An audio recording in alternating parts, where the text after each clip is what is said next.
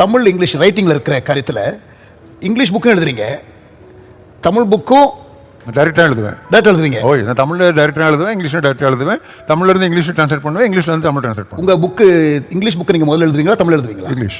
English எழுதிட்டு தமிழில் நீங்களே பண்ணுவீங்களா, வேறு யாரும் பண்ணுறாங்களா? நான் தான் பண்ணுவேன், அது யார்ட்டும் கொடுக்க மாட்டேன்.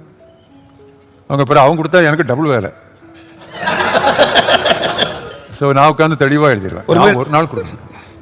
ஒரு உங்கள் புக்கு ஒன்று, Tamil book, English book fire in my bones. ஆமாம், தலைப்பு.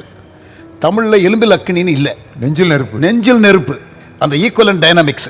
இப்போ நீங்களே ஆத்தரா இருக்கிறதுனால, நீங்களே தமிழ்லையும் எழுதுறதுனால, உங்களுக்கு ஹிந்தி தெரிஞ்சால் நீங்கள் ஹிந்தியில் நீங்களே எழுதிடுவீங்க. ஆமாம், ஹிந்தி படித்தேன், பிராத்மிக் மத்தியமா ராஷ்டிரபாஷா படிச்சுட்டு ஹிந்தி ஒழிகன்னு சேர்ந்துட்டேன். என்ன பண்ணுறது, ஏமாந்துட்டேன். ஒரு சம்பவம் ஞாபகம் இருக்குன்னு, ஒரு 4 இயர்ஸ் பேக் 5 இயர்ஸ் பேக்கு ஊழியக்காரங்களுக்காக ஒரு மேகசின் அக்னி ஜுவாலைகள்னு ஒரு கேம்புக்காக போடுறதுக்காக மோகன்சி அண்ணனுடைய லீடர்ஷிப்பில் ஒரு மேகசின் ஒன்று வெளியிட்டோம். அப்போ உங்கள் ஆர்டிக்கிள் ஒன்று போடுறதுக்காக நான் ஃபோன் பண்ணேன்.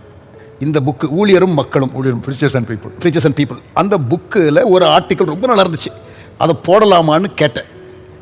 உடனே உங்கள் ரெஸ்பான்ஸு, போடலாம், ஆனால் நிறைய ஆனால்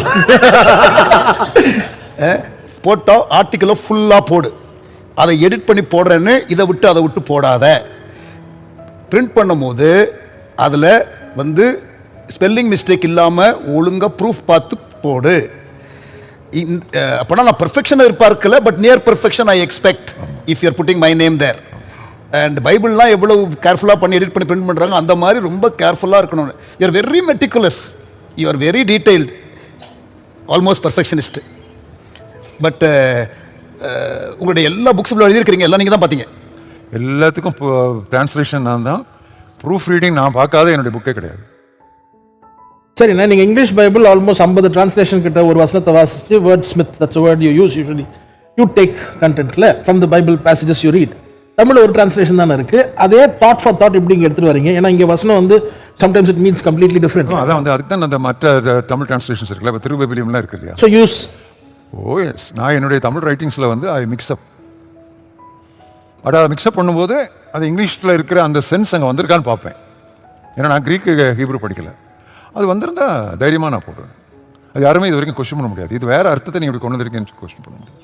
பிரதர், நீங்கள் ப்ரூஃப் ரீடிங்கை பற்றி சொன்னீங்களா, ரொம்ப முக்கியம் பிரதர். ஏன்னு சொன்னால், இன்றைக்கி நம்ம பாட்டு புஸ்தகங்கள்லாம் எடுத்திங்கன்னா மிஸ்டேக் இல்லாத பக்கங்களே கிடையாது. சரியா? ஹிந்து பேப்பர் 20 பக்கம், 26, 28 எல்லாம் அந்த மல்டிபிள்ஸ் ஆஃப் 4 இருக்கும். ஒரு மிஸ்டேக் கண்டுபிடிக்க முடியலையே.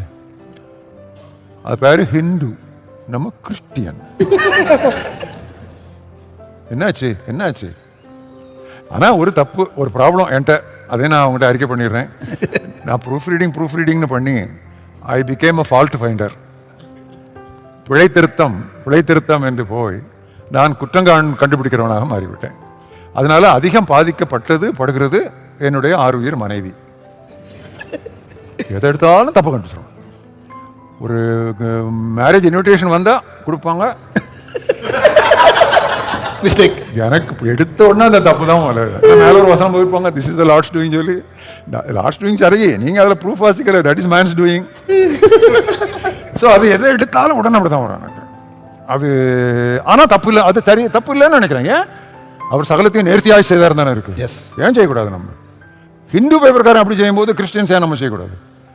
அவர்களை விட 10 மடங்கு ஞானிகளாக தானே இருந்தாங்க தானியெல்லாம். ஏன் அங்கே போய் தானியல் தேவன் எங்கே அவன் லாங்குவேஜ் படித்தான்ல, கல்தேரோட லாங்குவேஜ்.